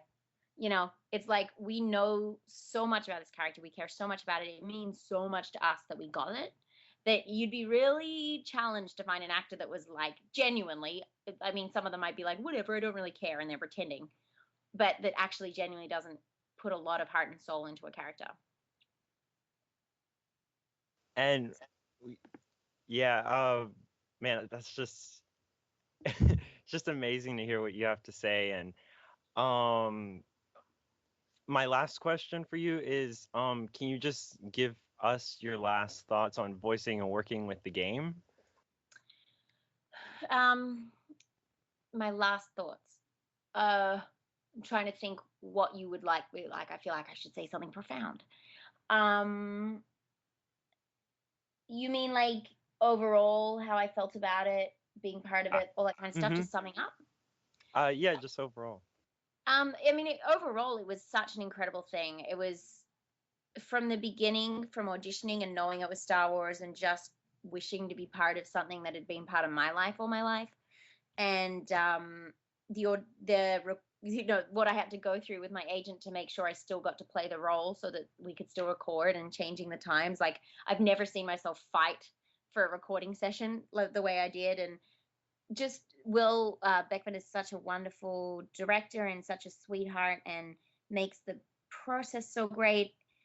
And being able to say lines like I got to, and then to see it come out and see the run-throughs on YouTube, and see people's responses and reactions, and get to see what my character looked like. And I was like, I remember before, like, I knew that you could change her appearance, and the first one I saw was the black girl. I was like, she's black? Good thing I didn't know that before. I had no idea she was black, and I could just so see myself being like, yo, what's up? And I was like, no, I have to forget she's black. Be like, damn, I gotta ask you a question. I wouldn't. I'm not really that racist. But the point is, it was so cool to be like, oh my God, she's black. I had no idea. And to then see that you could change her up, and then see what people were saying, and then get in contact with the fans, and just being able to say, I'm part of Star Wars. Like, that's something as a kid I pretty much didn't expect to be able to say when I was older. So I think it's an incredible game. I think it's really beautiful. I think it's really cool. I love the feedback that everyone gives on it. Like, it's just been such a positive response from fans in general, which is great to be part of a game like that. Same with Final Fantasy. I'm very lucky that I've been part of 2 games in particular that had such a positive fan response. But yeah, I loved it. I mean, I can't say anything negative about it, truthfully, just that I didn't get to do enough. I want to do more. I wish I could just, like, just be the same, like, have the privilege to just work in, such an amazing game. It's, I have such a fun time playing it. It's, hearing all these different voice actors, and even a few that I've recognized in their previous works. And, they're just so talented. They are great at what they do. There's really, I mean, I can't even put it into words, because you guys just do an amazing job, and I'm really thankful for it. Well, that makes me really happy. And you are welcome. Thank you so much. So is that all your questions, Merton? Yeah. So who's ready for our next live call? We are. Ready or not, he's coming. That's whether what... we like it or not. Okay, then bring him here. Babe, Hong Kong. Yes, okay. Ugh. Hello. Hello, Gab. Hello, Gab. Oh, hello. You sounded surprised. Oh, no, I always act surprised, especially if I'm added to a in pod. the bathroom. You're like, oh, hello. Ah, no. Yeah, so, where do I begin? I've only got 2 questions, and I apologise if these have been asked before, it's only because I only just started listening about 5 minutes ago or 10 minutes ago. Because these guys sent me the wrong links. I just been receiving the wrong links. I'm sorry. Don't look at me. You didn't try and talk to me earlier. No, I'm not looking at you, Rory. Don't look. But still, He's looking. You're not looking at anyone. He's looking at me. yes, I am looking at you. Anyway, so my first question is, do you like, aside from the character you voice, inside a temple, do you like have any other favorite characters you'd like to mention, or let me put it this way, that you would really love to have voiced in Star Wars: The Old Republic? It can be multiple answers, of course. Oh gosh, voices that I would have liked. That's a tough one. Yeah, way too many, yes. way too many characters. I would have liked to be one of the bounty hunters or one of the Imperial agents. Yeah, but then again, you're already voicing a companion of the Imperial agent, so you're sort of halfway there. That's true. I'd just like to be them. Where being the female agent or the female hunter would have been pretty cool. So that would have to be up there on the list. I'm trying to think if there's any like iconic. Mainly just them, truthfully. Like I would have liked to be able to play through the whole game. That would have been really cool. Yeah, you're just playing through the whole game and you're listening to your voice the whole time. Well, yeah, people might get a bit sick of me, but I would enjoy it. I was kind of more thinking like, companion characters. Oh, sorry. That's okay. I didn't make that clear. Because there are a ton of. Yeah, I mean, not really. In that, it often works out this way that you get cast for the character exactly that you should be. So when I look at the other characters, I'm like, I wouldn't ever be that person. Like the girl that my guy's dating. I don't know her character before he meets me. Kalia. Yeah, I'm like, man, she's rough. I would not want to be her. She's still pretty cool though. She's still one of my favorites. I mean, she's cool. She's just not me. Like, I would never be that girl. You just can't see yourself. No. I can't exactly imagine you voicing, I don't know, Ken Val, for example. Yeah, that would be kind of awful. There's no real, when I think about it, there's no other characters that I was like, that makes sense. I definitely would have loved to get one of those Huttese voices. That would have just been fun. Hang on, you would have liked to have voiced a Hutt? Is that what you're saying? Yeah. Gab, if you were listening earlier, she actually auditioned for a Hutt. Did I say that right? Yeah. I'm blown away by that. I auditioned to speak Huttese. So I just can't imagine a Hutt with a female voice. I'm just too used to the them being guys. Yeah, but no, they totally got girls to audition for all the different dialects. That just really surprised me for some reason. I don't know why. Maybe I'm just too used to Jabba the Hutt or something like that. Oh yeah, I mean that's the thing. We all know Huttese as Jabba, so. Maybe I just can't hear women doing gibberish really. Then again. It was pretty funny. I gotta tell ya. I was like, I sound ridiculous. Well, you could have auditioned as a Twi'lek because you hear loads of them in Nar Shaddaa, for example. There you go. So yeah, it's not too uncommon. So actually, the weird thing is, I think you answered both my questions at the same time, and you never realised it. Because I was going to say, well, actually no, I guess I could ask again. If you could be any class, what would it be? But I think I can already guess your answer because you already said it. Well, no, I have to tell you that if I could be any class, when you say class, I mean, because there's 8 classes to choose from in Old Republic. Like, if you could really be one of those classes, like, not just playing, I mean, actually be that kind of class, what would you be? Now, help me out on this because I actually don't know. Bounty Hunter is one of those classes. You have Bounty Hunters, Imperial Agents, you have Sith. You don't need to say anything else. Bounty Hunter. Everybody wants to be Bounty Hunters. It's kind of annoying. You need to understand that my reason for wanting to be a bounty hunter is a little different.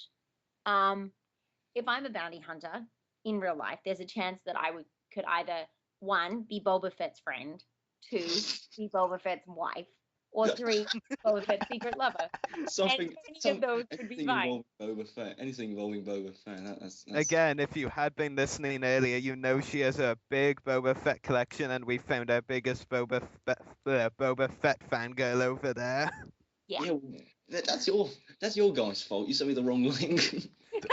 I'll send Again. I would have been listening. Talk about Boba Fett. I don't mind repeating myself. I'll send you the right YouTube link when it uploads. Don't worry. Yeah, because you sent me like I think it was like the main page or something, and nothing happens when I click on it. It's weird. If you wait about 3 or 4 seconds, well, maybe a bit longer. I waited for 5 minutes and nothing happened. Then you're gonna have to speak to the guy in charge of that page because it should play. Yes, I shall sue them. I shall pursue them. No, I'm joking. I'm not that evil. He's in this call just for you to know. Oh crap! I'm sorry. Damn. We can't guarantee he's listening, but there might be a chance. Yes. You guys are funny. Yes, he's always listening. He could be listening on us right now. Stop breaking the fourth wall. Oh, I guess there was that chance after all. Yes, I apologise. That's a good way to embarrass myself, especially in front of a voice actress. Well, yes, I'm deeply offended by your lackadaisical manner. No. Not. Not exactly a good first impression, is it? That's okay. I don't know how you feel about me, but I'm not exactly. You said it, not us. Oh yeah. One more. I guess I could say one more thing. We almost share the same name. What? Well, my name's George. Your name's Georgia. Oh, we're matching. Yes. That's so cute. Weird. No, thanks. Yeah, that's what old girls say. They all say I'm cute. It's kind of annoying. But then again, well, I didn't say that. You just said that. You just said that thing in general was cute. Exactly. I haven't seen your face, so. No, you can stick it on Facebook if you want to. You know, my icon is back to Star Wars. Back to Star Wars. Happy times. Back to Star Wars. Yeah, good idea. Stop trying to have a happy ever after ending, Gab. Shut up, Dengar. Yeah. You guys are amusing. We always are. So, Gab, any more questions? I'm trying to think, because again, I'm sort of thrown in at the last second. I guess that's about it. Like I said I think it was Dan, you can always write to me on like Twitter or whatever and ask. I don't have Twitter. Oh, do you have the internet?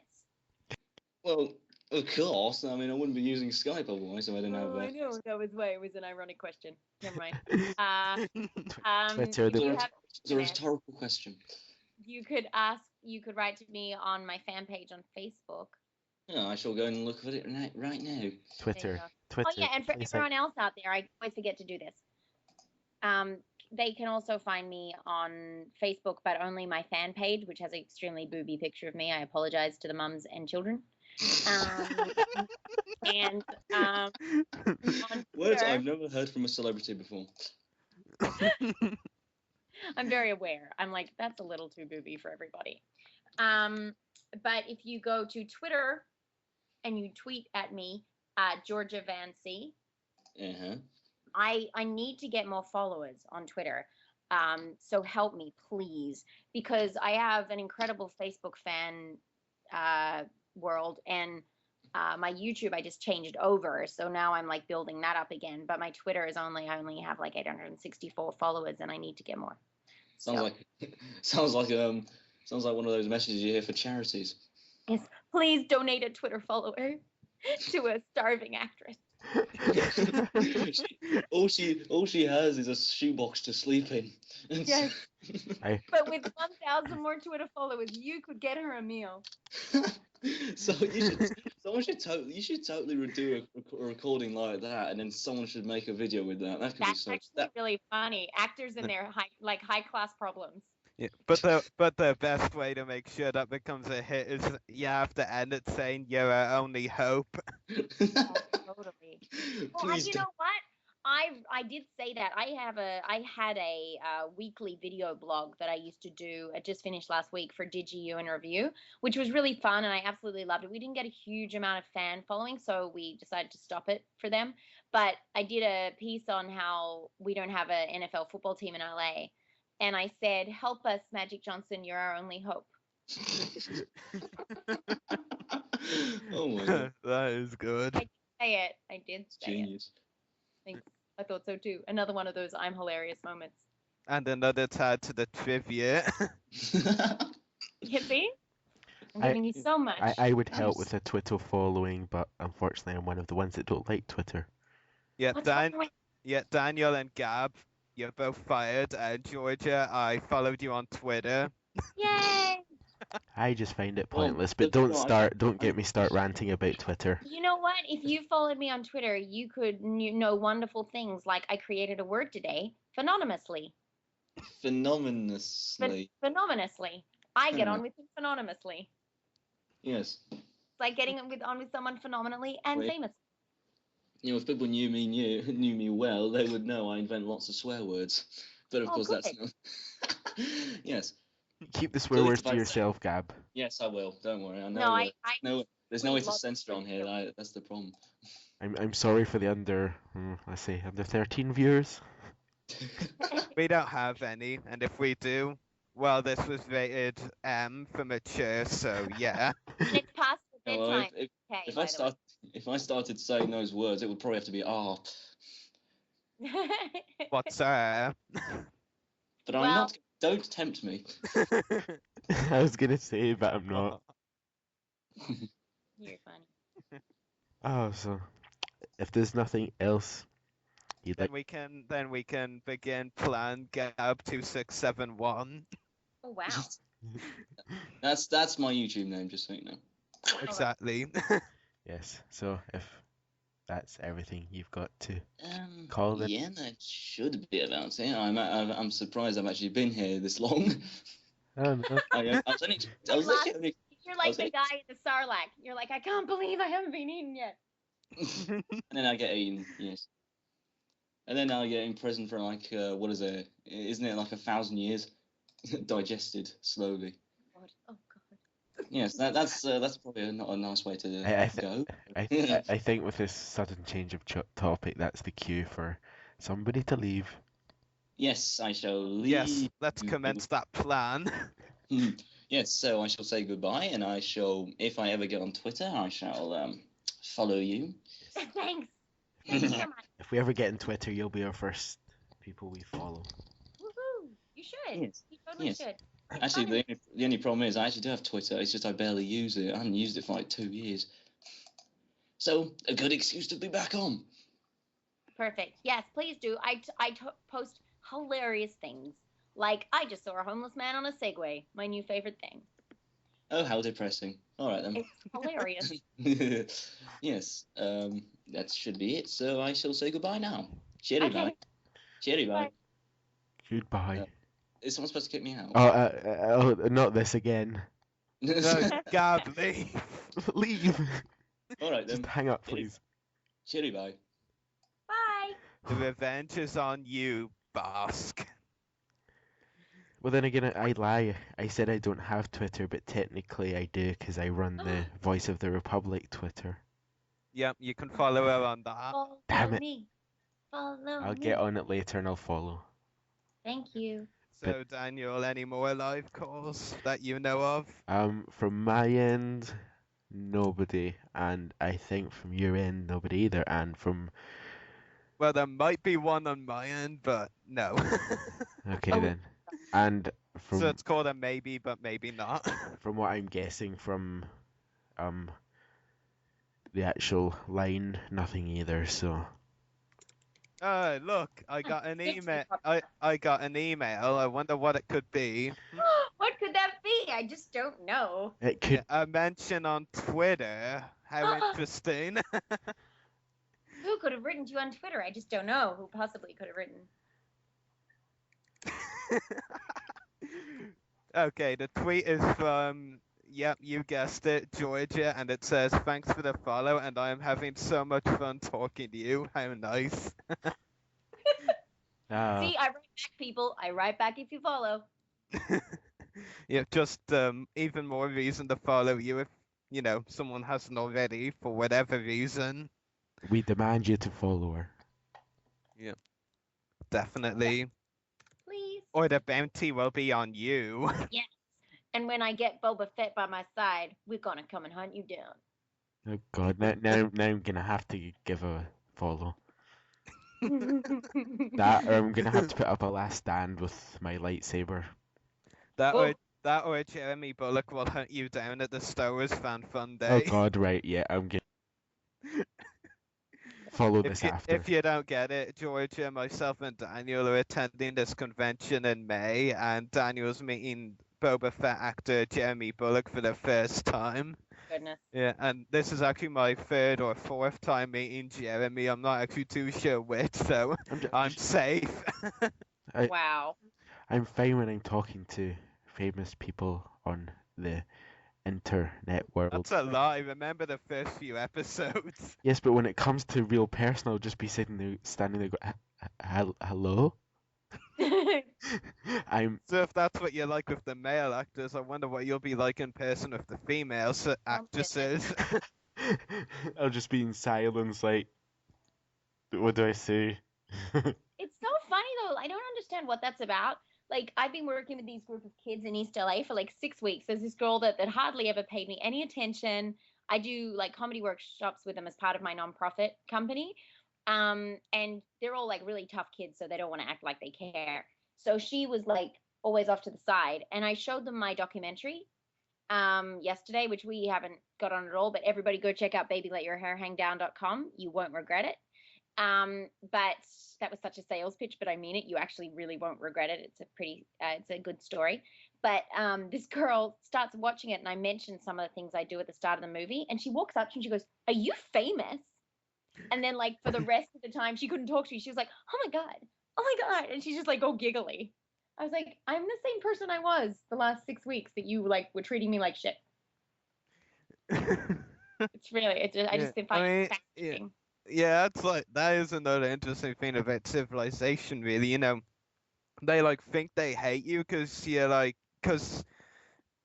and they just hate you for no reason or whatever, or if it's something you do or don't do, and then once they actually really know more about you, they actually like are kind of two-faced, and I like that, so to speak. Oh, but it is amazing. Yeah. Oh yeah, definitely. Yeah. We'll say about famous people. They're like, "Oh, I hate him. He's horrible." Do you know him? like I know, right? That's the thing. That is totally the thing. I know that for a fact myself. Yeah. I've done that once or twice as well. I've had it said to me like that a few times. Like even Daniel knows. Like he'll admit. Because he knows I've been called stubborn a few too many times when I'm really not. No, don't say. Yeah. I would have never guessed. Shut up. But yeah. No need to fight. Yeah. Awesome. So Daniel, anything more to add? As I said about 5 minutes ago, no. I don't remember asking you 5 minutes ago. Well, okay, it might have been 3, it might have been 2. I don't really care how long ago it was. No, I don't remember saying it to you at all. You did. I didn't. We'll start this again. Do you need me to break you up, boys? No. Okay. Be nice. Play nice. No, because we're like too far apart to even bother traveling to start fighting with one Beat another. each other up? That's good. Well, that's convenient. That is probably safest for everyone, I would say. Totally. I'm happy. Yeah, as you always are. Agree to disagree. So I think that's everything that should be for you, Georgia. Okay, wonderful. Well, this has been a joy. It's way more fun than sitting down and getting back into communist Russia, which I have to do now. Oh, yeah. Yeah, well, I'm sure you'll enjoy it. Oh, yeah, I mean... What? She'll enjoy Russia? That doesn't sound likely. No, well, I'm writing a movie. I have Yeah. been employed to Oh write a yeah, movie. that sounds really cool. An Can you incredible. tell us what it's called? Yeah, it's going to change its name. At the moment, it's called Chess Spiral. I would imagine it's going to change to something like Red Knight, but I'm not sure. But it's a really intense movie. It's going to be a big budget movie by the looks of things. It's about the Russian Revolution and about the head of the Secret Service and what he did under Stalin to, basically create all the destruction and death and all that kind of stuff. And he was obsessed with chess, so he played people like they were chess pieces and how that was so destructive on him and his life and all that. So it's intense. But I'm 129 pages in, so I'm almost done. That sounds really cool. Yeah. It is, and for a comedian who does voiceovers, it's like a really cool change. So. Imagine Yeah, saying- definitely. Just to be clear, it's not a comedy. In case you were wondering. Well, then again, anything really, like even like drama and action things and all that kind of comedy added to it as well. Yeah. Yeah. Star Wars especially is full of comedy at times. Oh my God, are you kidding me? Yeah, there's so much humor at He doesn't times. like you. I don't like you either. Oh yeah, that was actually such a genius line. Oh, it's Yeah. so good. Yeah, I mean, just that moment in the cantina when Luke's just like, when Dr. Everson says that to him, and Luke's just like, okay, and he turns away, and then Dr. Everson like shoves his face into Luke, says like, I don't like you either. Yes, and then And then Ben like comes along and slices Ponda Baba's arm off. Brilliant. Poor Bonda Baba. So good. So Yeah. good. Anyway, should we say, because it's way past your bedtime over there, boys. It's not. It's not. I beg your pardon. I don't go to bed until 3 a.m. And I go at 4. Haha. Oh my goodness, your mummies would not be happy with you.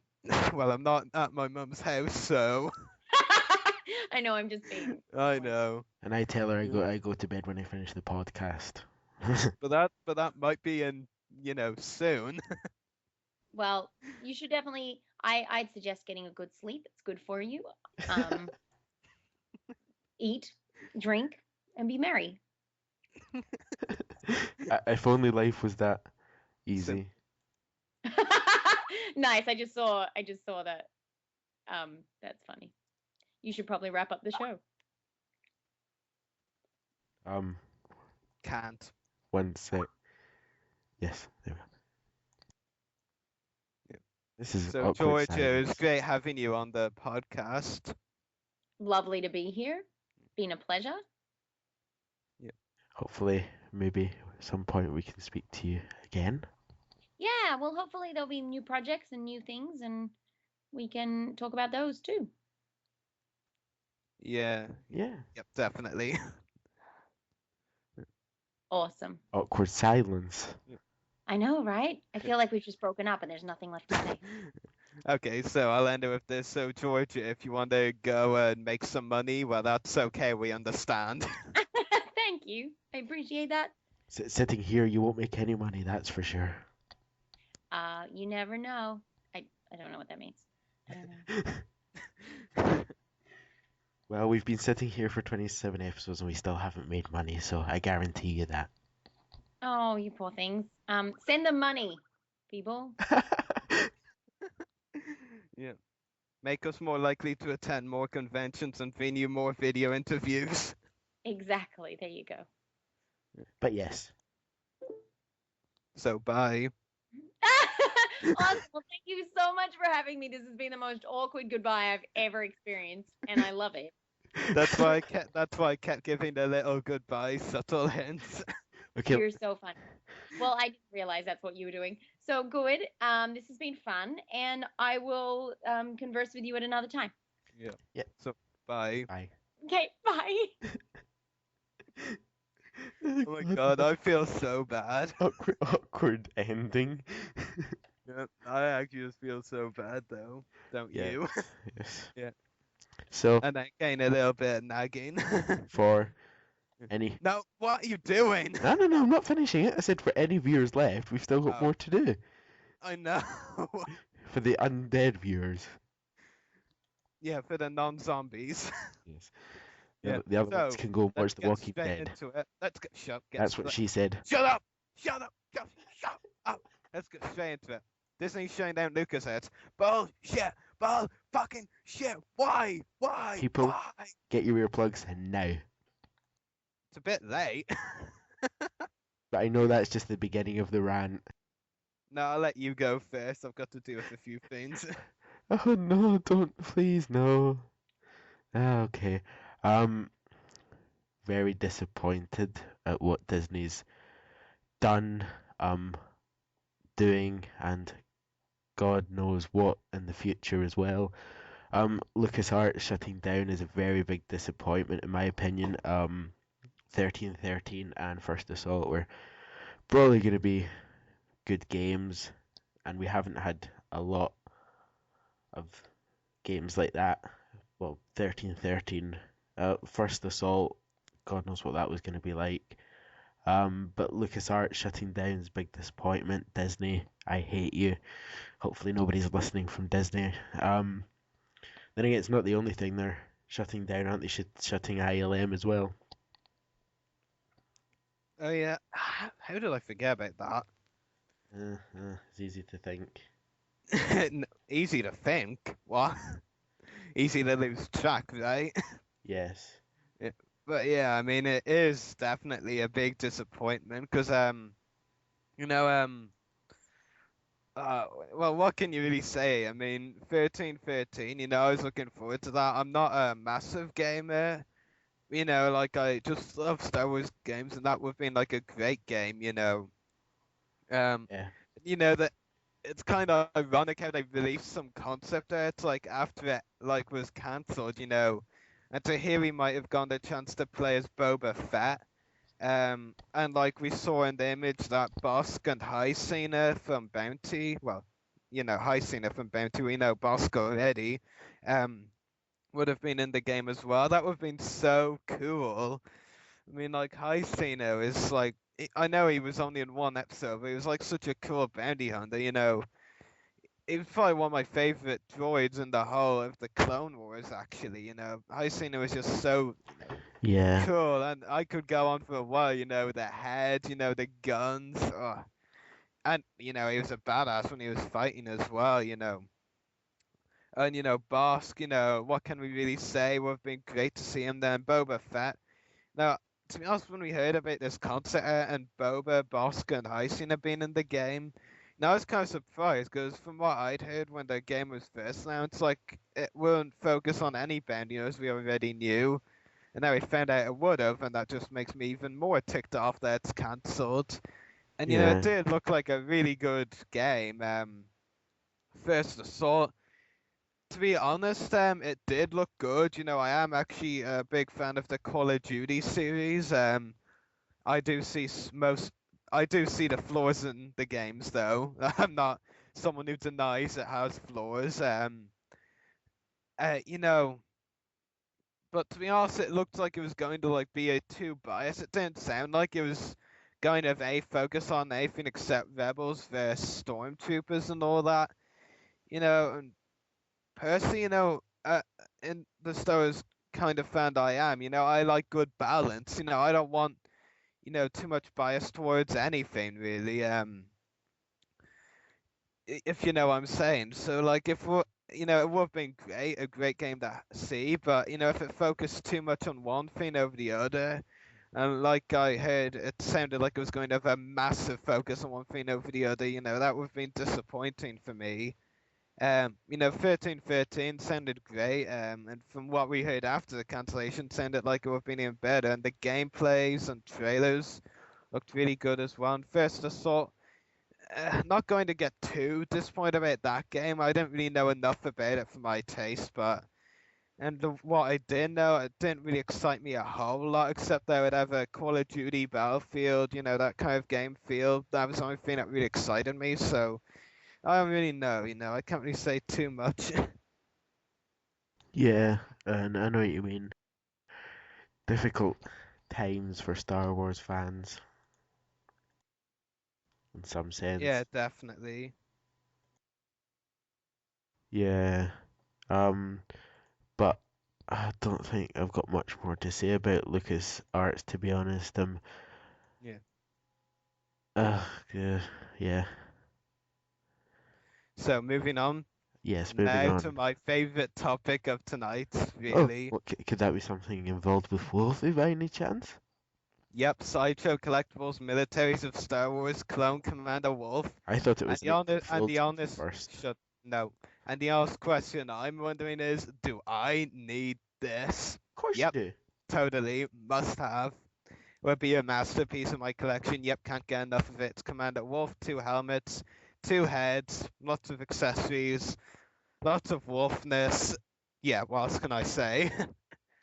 Well, I've seen. I still find it very curious on why Sideshow Collectibles decided to reveal it on you know what day though. Yeah. It was like you're revealing it on April 1st. If this is an April Fool's joke, this is the cruelest joke you could play on Rory Williamson ever.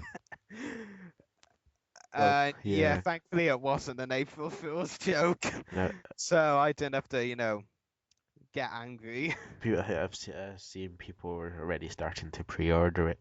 $150 something, isn't it? Or 160? 160, well, 159.99. I won't buy it at that price. I'm a major Wolf fan, but I'd sooner get a good deal on something than, just waste all that money right away. Because, I was able to get, the 2012 Hasbro AAT armored assault tank vehicle from the CIS, earlier today. Like, when it first came out, it was like £39.99 or £44.99. Today I got it for £9.99. I mean, that's an absolute bargain. Yeah, For a definitely. vehicle. I mean, So, if you look at the prices, sorry to interrupt, the prices of ATTs on or whatever they're called on Amazon, they're just over the roof. Basically, the prices oh yeah, of all most yeah, vehicles. yeah, I know what you mean. Yeah, a lot of folks overpriced. Personally, I don't own any Sideshow collectible figures, so, one way or another now, I'm gonna make the Wolf the first one, even if it means Yes. waiting a few years till it goes really reduced. Or come and rob the bank with me that I was gonna rob. Yes, that as well, definitely. It's a great plan, perfect scheming, bam. Har. Yeah. I mean, it just looks so cool though, and no, the reaction to the Wolf figure from Sideshow Collectibles has been enormous. I've just been looking through the Sideshow Collectibles page, and I'm seeing all sorts of different comments from people. It's unreal. Now, you can quote me on this. Get this. One person even said, "I'm not a fan of anything but the original trilogy, but I must get this guy. He looks so cool." Wow. Quote me on that, people. Like, that's not even a lie. Quote me on that, I dare you, because it's the truth. But Wolf is Someone awesome. said that. Well, yeah, and that just shows that anyone will think he's awesome, whether they like what Wolf comes from or not. I mean, come on, you gotta love Wolf. He's a badass clone with one eye.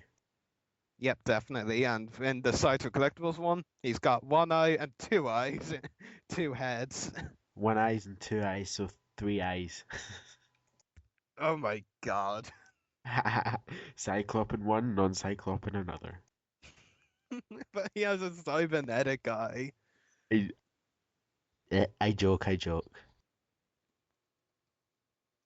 Should I say I kid? Whatever you want. I'll just leave it at both of them. Yeah, so next topic. So the next topic is the new Hasbro figures coming for the Saga Legends line, including the Clone Wars Commander Cody, Revenge of the Sith, Battle Droid 2-pack, A New Hope Chewbacca, and A New Hope Han Solo. Well, any opinions, Stan? I'm gonna be damn straight. This is the first time I've heard about it. Yeah, I know. Yeah, I only heard about it only maybe 6 hours ago. I didn't hear about it right away either. I was just flicking through Rebel Scum and I saw another update on the Sag Legends, and I was like, well, it's a few days ago. The last one was a few weeks ago. It has to be new, so I just looked at it. And I saw what seemed to be them saying the same things they had before, with Saga Legends, Clone Wars, Captain Rex, Darth Maul, you know.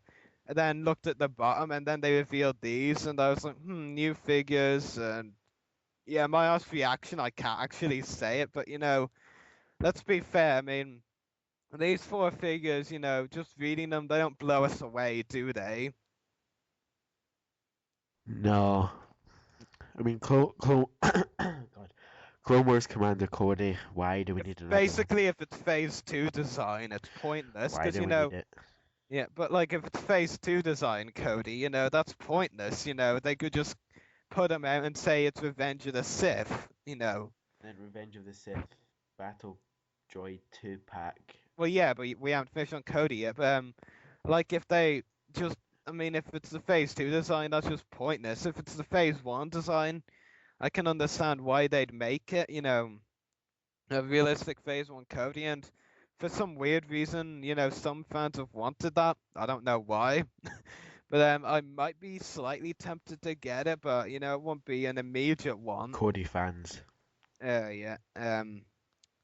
Revenge of the Sith Battle Droid 2-pack. You know, this was one of my, you know, many complaints. You know, even though I love the line with the Clone Wars line, you know, we got so many battle droids in the basic line, and they were never in 2-packs. Yeah. And yet, lots of other lines get 2-packs with battle droids. You know, Clone Wars. yeah, and here as well. Yeah. You know, it probably will just be 2 generic battle droids, but you know, it could be cool. It's cheap.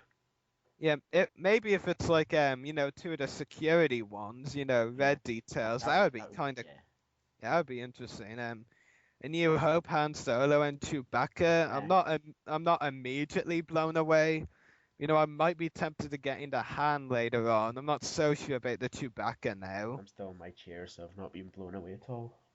Yeah, but yeah, obviously, yeah. But the Han Solo, that could be interesting. But you know, there's just nothing there that really like has us really wanting to know more about them. Really, well, majorly. Yes, definitely. Yeah. Yeah. Yeah, I might, depending on pictures, I might be tempted to get in the Cody, the Battle Droid 2-pack, and Han Solo. Yeah. The Chewbacca can just go suck it. Be nice, Rary. There might be some Chewbacca fans listening. But in all honesty, like we have so many Chewbacca figures that almost all look the same. So. Well, true. You can't really. And I'm happy with the Clone Wars Chewbacca. You The can't 2012. really make Chewbacca different. He's just a Wookiee with no clothes on and a bag. So, And a mop at that. Yes, but basically you can't really say, "Oh, look, we're gonna put Chewbacca in going out to the beach wear or going out to the mall." Going out to the beach wear? Where'd that come from? I've not got a clue. Oh god. Then again, I suppose the mop was a bit abrupt as well. Yeah, I think that's. Oh, I think I've covered all I need to say in those topics, unless you want to discuss anything else on those figures. Yeah, the figures I've never heard of until today. No, I don't think so. Yeah, I mean, I'm probably repeating myself again, but none of these are really ones that we're really. They're nothing that makes us want to know more. Yeah. You know, they kind of spark our interest a tiny bit, but you know, they're nothing that makes us majorly interested. Like, to be honest, by the time they're like shown at a convention, maybe San Diego Comic-Con or a Celebration Europe 2, you know, by the time of that, we'll probably have forgotten completely about these figures, don't you reckon? Yeah. Yeah. But you know, we'll see. I mean, the one that probably like kind of sparks a tiny bit of interest. Cody, and if we knew what battle droids they were gonna be. Well, we know it's Revenge of the Sith, so it can't be a Geonosian 2-pack. That would be cool. I'm finished on this topic. I think it's either generic ones, plain, you know, completely plain, or security ones. I don't think it would be, you know, commanders, otherwise it would say that. If it was security, I'd buy it. Yeah, I'd have to agree with you. You know, I'm actually wondering if I have any security battle droids. Come to think of it, I didn't even realize they actually sold to them. They did release them, back in 1999. I know that because I was studying that line earlier. That's a long time ago in a galaxy far away. No, it's a galaxy far, far away, not galaxy far away. Yeah, okay. Anyway, moving on. Move along. And obviously, next up, you've got two new video interview people for Fan Fun Day to. Why was that done in slow motion? Because I want to make it more dramatic. Somehow I doubt that. But yeah, I mean, if you're following us on Facebook, if you're not, why aren't you? Go now, like button, like now. Sorry. Yes, you heard him. Do what he commands, or the bounty will be on you. Not we like if you haven't seen already on our Facebook page, we do have two more video interviews to announce. To add to the 5 we've already confirmed, and those two new ones are with Richard Leparmentier, who played Admiral Motti in Star Wars: A New Hope. We've interviewed Richard for the podcast before through Skype, and he's very nicely agreed to join us again in a video interview this time. Now we'll actually see him answer questions in person, and that's just much better. Somebody that wants to return. Yeah, well, Chris Monk did as well now. And also Femi Taylor, the actress who played Jabba's slave, Ula, in Star Wars Episode 6, Return of the Jedi. So we haven't chatted with Femi on the podcast before, so it'll be a completely new interview. So we're definitely really looking forward to chatting to Femi. Yes, we are. And she's also very nice and agreeing with us. I mean, Daniel, I think we can both agree that when I said, that when we laid our plans for Fan Funny, and I said, right, we're going to try and get some video interviews, I don't think we're going to say, even at this early stage, that we've got 7 out of 11 guests confirmed for video interviews. I was thinking maybe 5, 4. Yeah, I remember when we were first discussing it, I was like, I'll be happy with 3 or 4. Now we're getting 7, maybe more. Yes. No, we really can't thank the 7 who have agreed so far enough. So, major shouts out to Jeremy Bullock, Chris Monk, Alan Rusco, Nick Joseph, Meg Silk, Richard Leparmentier, and Femi Taylor for agreeing to join us for video interviews. You 7 are awesome people. We look forward to meeting you and interviewing you in person. You have been approved cool and awesome people by Voice of the Republic podcast. Clone Commander Wolf approves of this. That's what I was waiting for. Yeah. Didn't want to disappoint. Yes. So do you want to wrap things up now? Yeah. Can't find the sellotape. Anyway, I'll just wrap up anyway.